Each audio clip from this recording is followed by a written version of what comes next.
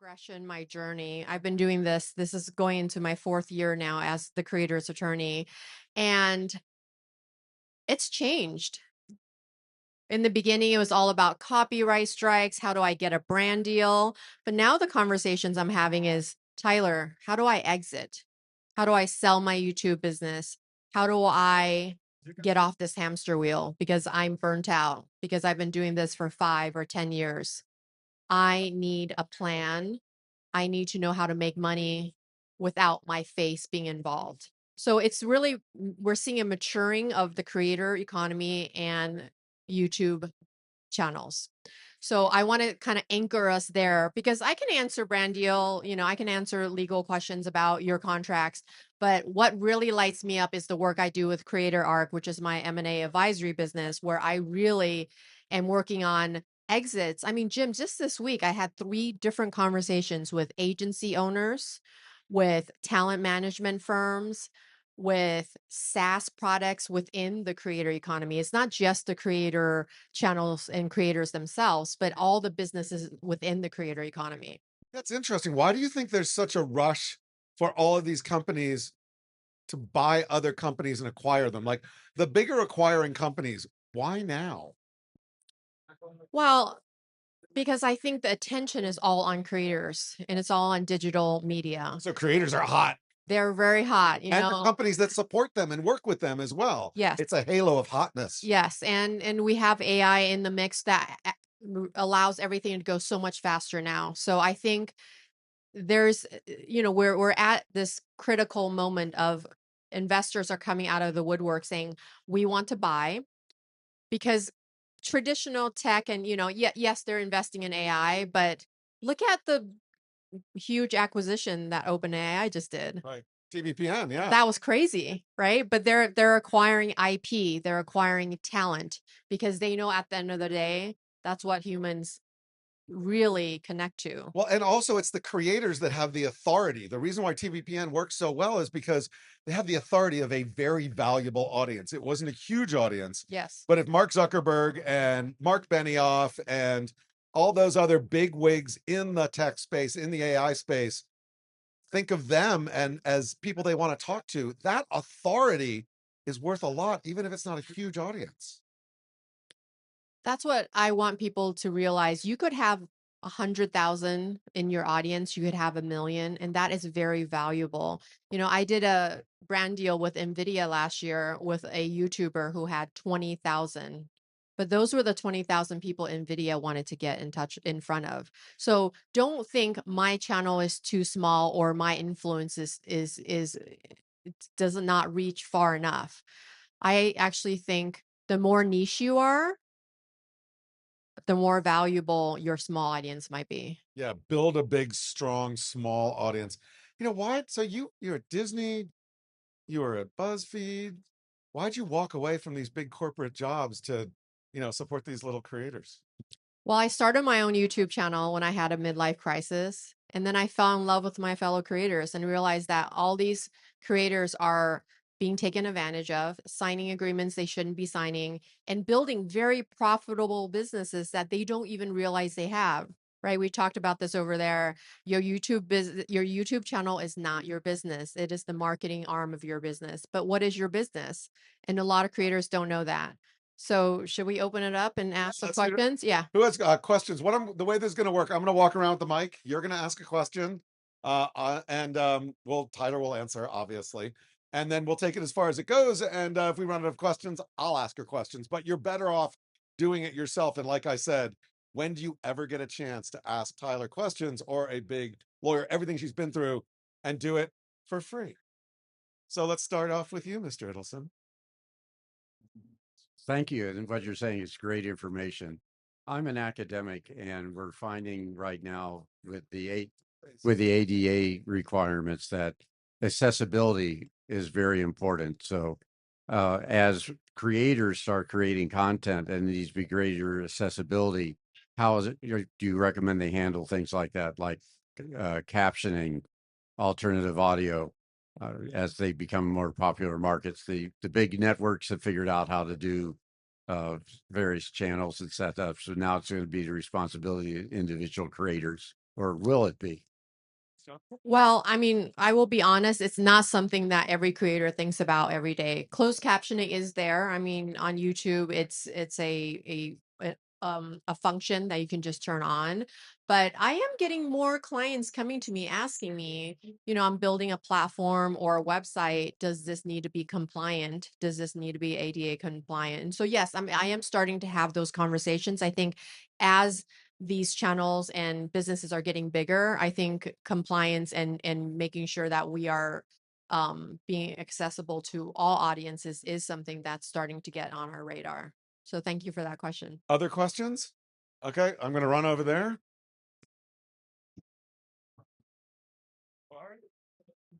How do you copyright your material? So you do it with the copyright office, depending on what it is. Is it a script? Is it a video? I do thumbnails and titles. It's actually a pretty easy process. You can do it yourself. I mean, you can ask AI or Google to guide you through it. It's a much easier and cheaper process than doing a trademark. A trademark, I would actually recommend going through a lawyer, but a lot of people can do copyrights themselves. You just go through a copyright office. It's $60 or $100 to do each one of them. Now, if you have hundreds of things that you need to copyright, maybe going through a law firm might save you some time and heartache, because if you mess up, then you just have to fix it and clean it up. So that might take more time. Question, Mike? You don't have a face for radio. You make a great presentation, but you're very lovely and you do a good job as host. I've had millions of people watch me on television. I've done 40 shows. I'm trying to transfer reality unscripted mostly. I'm trying to transfer that over into everything streaming, everything online or creator. But I'm having a hard time transitioning, if you will, the numbers. I thought I would pop and get millions and I'm not. What's the number one thing I can do for that? And for me, maybe it's simply as, I've never wanted to buy customers, so to speak. I don't know how, YouTube, Meta, all of those. Is that worth doing, or do I go my homegrown? But again, that's not working. What is your number one tip on how to do that in the two niche markets that I'm the best in the world at? And I won't tell you what they are, but I am. Oh, thank you. So this is a pretty common question because I had a 20-year career in Hollywood. I'm having a lot of former producers and writers and showrunners come to me saying, I would like to start a YouTube channel. How do I do that? I should be able to do it very easily because I've had, millions of viewers. I've had so much success, and they have the same experience you do. And I will say YouTube is a very particular beast. You really have to learn the thumbnail, the title, and the hook. You have to get into that psychology of like what makes a person click, because you could have the best video in the world, but if your packaging, and that this is the trifecta, it's the thumbnail, it's the title, it's the first 60 seconds. If your first 60 seconds do not deliver on what the thumbnail and title is, people will click off. So interesting. I mean, it's actually not very complicated. I mean, Jim, I don't know if you have thoughts because you've done traditional media and now into digital media. That is the part that trips up a lot of traditional producers the most. Yeah, and the way to think about it is, think about making a DVD, right? You would make a great movie, and then somebody else would take it and do the packaging. When it goes into the theater, they would go out and they do the marketing plan. They'd come up with the movie posters. They'd come up with, what it's going to look like on the shelf in the DVD store. But guess what? That's all on you now. And that is what the thumbnail and the title, and as you said, the hook are so important. The other thing is, like, when I started working at online video and at Revision 3, I would hire people from traditional media, and they're like, we're going to do this show, and we're going to do like, okay, it's going to be 30 minutes of 30 seconds of a show open, and then we'll start talking. I'm like, kill the show open. Unless you have the budget for Game of Thrones, nobody's going to watch your show open, and they're just going to click away. Remember, it's an ADD audience that can swipe at the swipe of a finger. These aren't people that just changed the channel and lost the remote. You have to give so much value to your audience in that first 60 seconds. No, people don't introduce themselves anymore. They don't say, oh my God, I'm so sorry, I've been gone for 60 days. No one cares. You have to go straight into what pain point can I solve for you when you click into my video. That's very important. pain point? What are the, it's pain or what, like, got to say, how am I going to, I'm going to Or rip your, entertain, right? If it's entertainment, how am I going to entertain you? I'm going to rip your eyeballs out of your skull and stick them into my video so they don't go away. And then there's retention. Yes, it's like, how do you keep someone in your video once they're in there?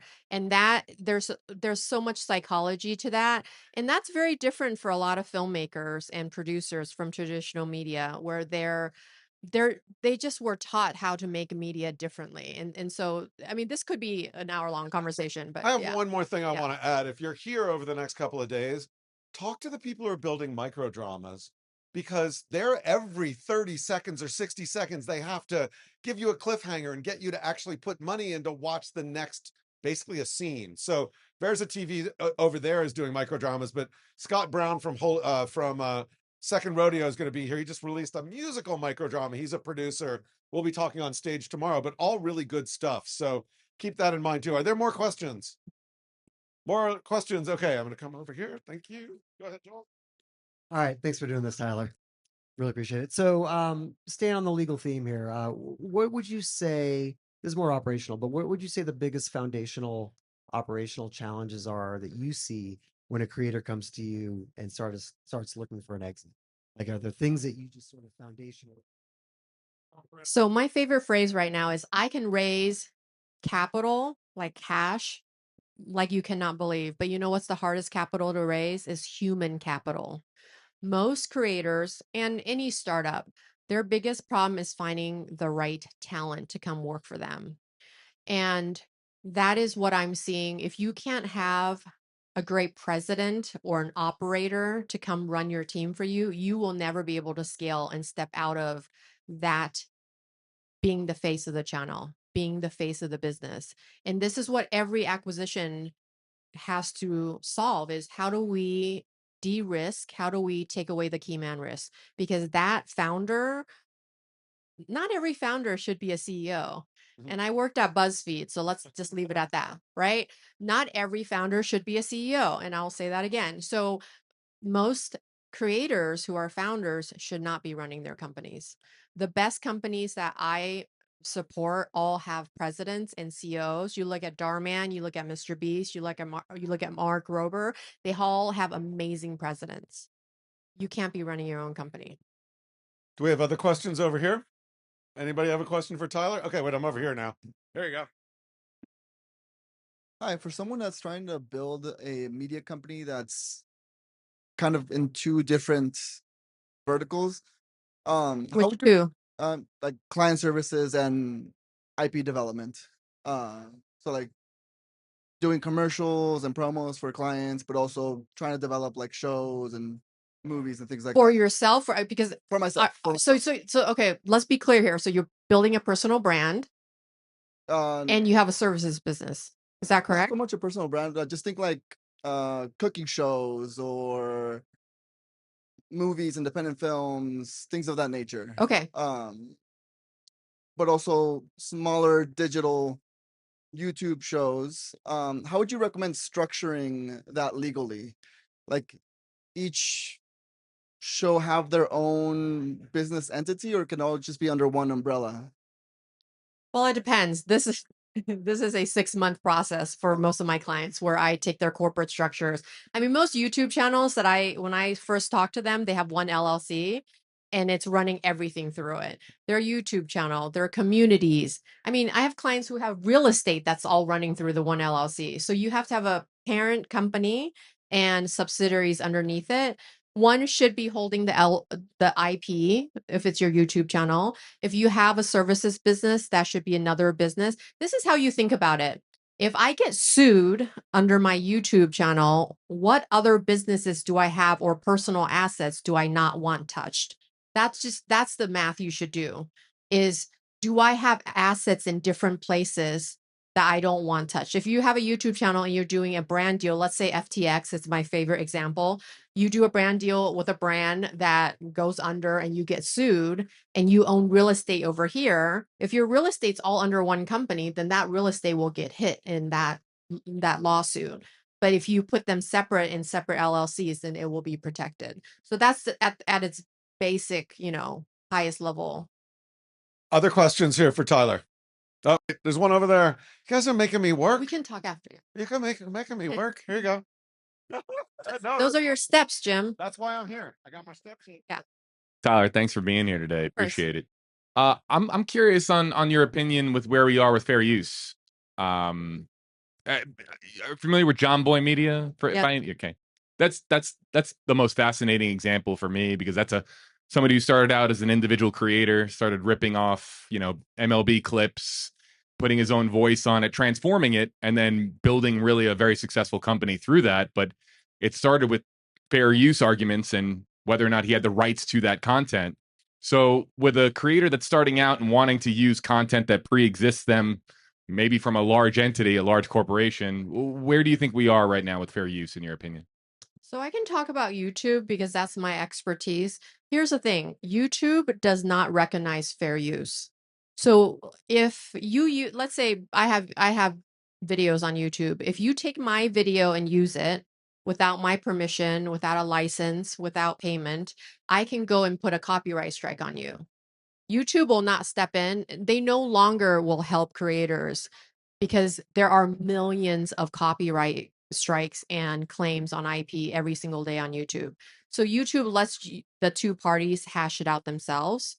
Fair use is a defense in litigation. You can go in front of a judge and say, Judge, I used this and I'm being sued, but this is my defense. And sometimes, depending on transformation and if it's a parody, if it's educational, there's the fair use 4-step test, then potentially you can be protected in litigation. But on the platforms have their own terms of service. So if you're using someone's IP without their permission, they allow the IP holder to do a copyright strike or a claim. A claim is, I have a client who does covers of on piano of big songs, and he shares 50% of his AdSense with the music publishers. And he's happy to do that because he'll get hundreds of millions of views if he covers Coldplay than if he plays an original song. So you can get a copyright strike or a claim. So I don't know the exact story, of that example you gave. But here's the thing. I'm sure he has gotten claims or things happen behind the scenes, because I represent a lot of really big YouTubers where we handle those settlements behind the scenes and nobody ever hears about them. Yeah. Okay, question right here. Hi. Let's suppose I'm a filmmaker and I've made a film. Which I know you are, but let's suppose. Okay. I'm asking for a friend. Okay. Let's say this friend has made a film and they have not gotten any kind of conventional distribution. Is it a waste to post it on YouTube? Does that foreclose any future economic development that project? Oh, I love this question. Thank you so much. So I represent these guys called CreatorArq. I don't know if any of you have heard of them. They are amazing. So they made a movie called Two Sleepy People, and they wanted to put it out in the theaters, but they're YouTubers, and they said, well, how do we do this? So they went to the theaters, they went to Regal and AMC and said, can we put this in your theaters? And they said, well, maybe, because they got really good views on YouTube, right? So YouTube is a great testing ground if you're a filmmaker. You can just put it up and hundreds of millions of people can see it. So the theater said, we'll give you 2 theaters, and if you can hit the number, I think it was like 30,000 per theater, we'll give you a limited run. They hit the numbers, they got a limited run, and then they got a wide run. And now we're selling the rest of the world, and we're probably going to be at Cannes Film Festival in a few weeks. That is the power of filmmakers on YouTube. So please put your film on YouTube, because that's the best way you can show a studio who might buy or license, or a theater, hey, 10 million people on YouTube watch this. Those are numbers that I can show you that there's an audience here. So I can't wait for your film, Mateus. That is an amazing story. Anybody else? More questions? We have about 5 minutes left. This will be your chance to ask Tyler. Hey, oh, wait. Oh, got another one over here. You're good. When you say micro drama, what's the length of that? And what can you be a little more descriptive on what that is? Yeah, micro.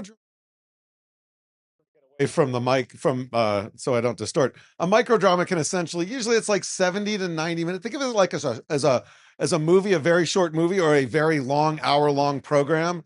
A drama, a lot of times it's early on bodice rippers and things like that. They're like 40-year-old women watching, but it's expanded beyond that. But basically, or like a soap opera. But rather than having a cliffhanger, think about traditional TV, right? We had 5 ad breaks or 6 ad breaks in an hour, and you would have like 5 or 6 or 7 minutes. That would be your first act. And then you'd have a cliffhanger, and then people would go to the ad break, and then they'd come back like 4 minutes later and they would do the same thing. Just condense that. Instead of 4 or 5 ad breaks, you've got 40 or 50 ad breaks in there. And after every minute and a half, there's a cliffhanger. And then either it moves to the next one, or it says, oh, you want to see more? Did I hook you? Did I rip your eyeballs out of your head? Okay, well, it's going to be $10 to watch the rest of it. Or if it's a microdrama, it's going to be $0.25 to watch the next scene, but they add up over time. How'd I do? Amazing. Okay. So anyway, it's just a new format, and they're vertical, and it's a way that people are driving revenue. Now, a lot of times it's give me a little bit of money to go all the way through, and you get about $6, $8, $10 for every view if they go all the way through. But we're now seeing advertising go in. We're seeing people starting to put in things like buy a product and watch the rest. I don't know. I could go on, but I won't. There's a lot more to learn about it here. More questions for Tyler? Or do you want to add anything? Oh, got another one over here. Here we go. Go ahead. Thanks, Tyler. This has really been awesome. Of course. So my question is, have you worked with any creators that actually I did write my question down, so I'm just gonna read it. Okay. So this is really kind of falling under like moonlighting and disclosure. So I work at a big tech company, and I also create content. Do you have any advice for creators who and how they can structure their business to not conflict with their corporate jobs?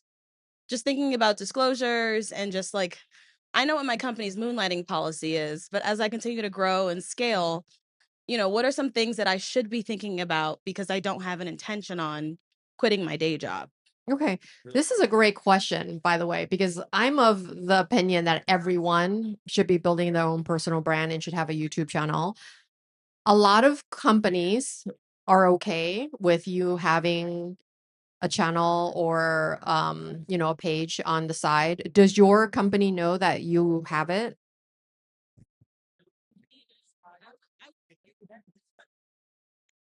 It hasn't been brought up to me, but I work at Microsoft, so like Okay. I'm sure somebody has seen something.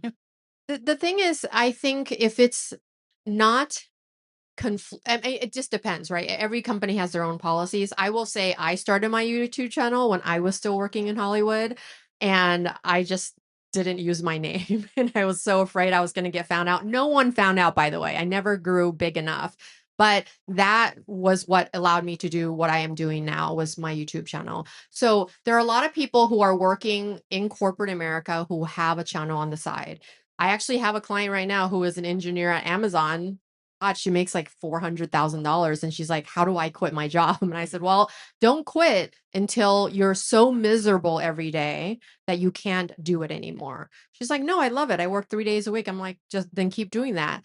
But her goal is to quit. If your goal is not to quit and you're asking about conflict, like if the best answer here, I think, is to talk to your supervisor and say, hey, is this a problem? If it is, let me understand. So I think my question is more on the business aspect. So I opened up an LLC, like thinking about how do I make sure from a paperwork standpoint, am I covered? Like things I should be reviewing, because I'm currently in-house everything, reviewing contracts. I stay away from bigger tech company. Like there are things that I know I can't touch, but for that gray area, how do you, and I have conversations with my manager. They know a little bit, but it's not at a point where it's, massive. But I'm just trying to think about the next step, the next year, because things are kind of growing and scaling pretty fast. And just from a legal perspective, are there things that, I don't know, I should be thinking about that I might not already have covered beyond an LLC? I wonder about this, like the proprietary inventions clause and things like that. Like everything you do when you work here, we own. Well, so I have a client who was in private equity, and he started his channel when he was still working. And when he was leaving to retire, the private equity fund did try to make a play and say, oh no, we own your channel because you started your channel while you're working for us. So that is a possibility. So that's why I said, do you want to be very clear with your company? I've done those agreements where we go to the employer and say, this is not owned by you, this is mine. And how do we make sure? Sometimes they will say, well, you can't be making money off of your side business because you're making money from us. It just depends. Like it's very complicated, but depending on that company's policy. But if your question is who owns the channel or who owns the content, I mean, Jim makes a good point. A lot of companies say, no, whatever you do under employment with us is owned by us. So you have to look at your employment contract in the terms. The other interesting thing I want to come over, but I will say, so I was at Paramount and we started a newsletter about VidCon when I was running it and I was writing it. I put it on my LinkedIn. I own my LinkedIn. And when I left, there wasn't a problem, but I kept my LinkedIn. I kept the newsletter on LinkedIn and took it out there. But and my partner manager at the time said, look, I work with big companies where the CEO is on LinkedIn creating stuff and they leave. And the people in corporate are like, you need to give us his channel. And they're like, no, it belongs to that person. So think about the people who work at Microsoft who are also creators as well on LinkedIn. That is a little bit of, well, you let them do that. What's the difference? I don't know if you're on where you are, but that's another way to think about it. The employee generated content thing is changing and growing. In many ways, smart companies are seeing these employees as doing things that are benefits to the company under the type of content you create versus what you do at work. So it's a very gray area. Anyway, there's probably a lot more to talk about there. We're almost running out of time, but I'm coming back to Mateus, I think is your name. Thank you. Yes. One more question. At the early stages, a lot of creators rely on favors, right? They're getting people to hold the camera for them. They're maybe getting people to edit for them, help them light, whatever. It's normal to get releases from on-camera talent, but for something like that isn't anything yet, but might become something in the future, do you recommend also getting releases from crew members and other collaborators sort of so that they can't later make a claim of ownership?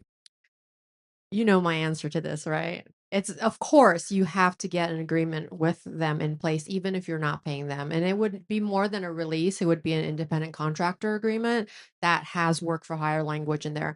I've had so many situations where you hire a friend, your best friend is your editor, and there's no agreement in place.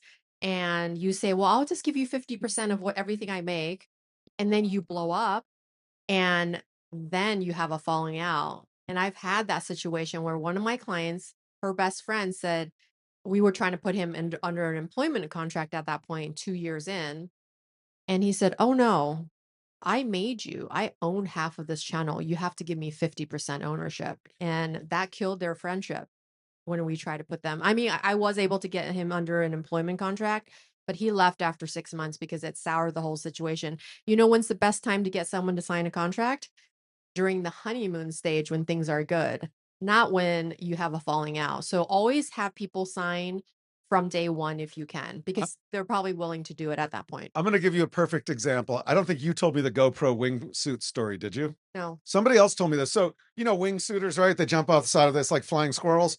But the one guy was like great, was a great wingsuiter. And another guy was his cameraman, who was also a wingsuiter, took all these great footage, had all this great footage. And GoPro and, no, I actually think Red Bull is going to give him an immense amount of money for all of his footage so that they could put it out there.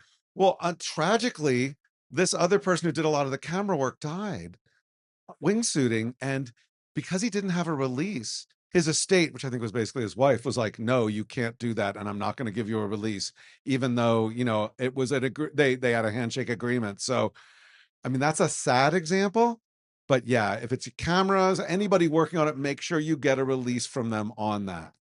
Especially a cameraman. So videographers, the copyright law is whoever takes the content, like my brother's filming me right now, technically he owns that footage. I don't. So just realize that if you don't have something signed with them, you don't actually own that. All right, we're going to cut this off. Thank you all very much, Tyler. Big round of applause for Tyler for sharing herself here. Thank you all for the questions. Super interesting stuff. 3 more days of Creator Lab to go. We have a couple more great sessions in here and over on the stage. And please go out and visit all of our all the booths. Really good stuff. Whatever kind of creator you are, you're going to get a lot out of everybody who's here, part of Creator Lab. So thanks, Tyler. Thank you. Thank you.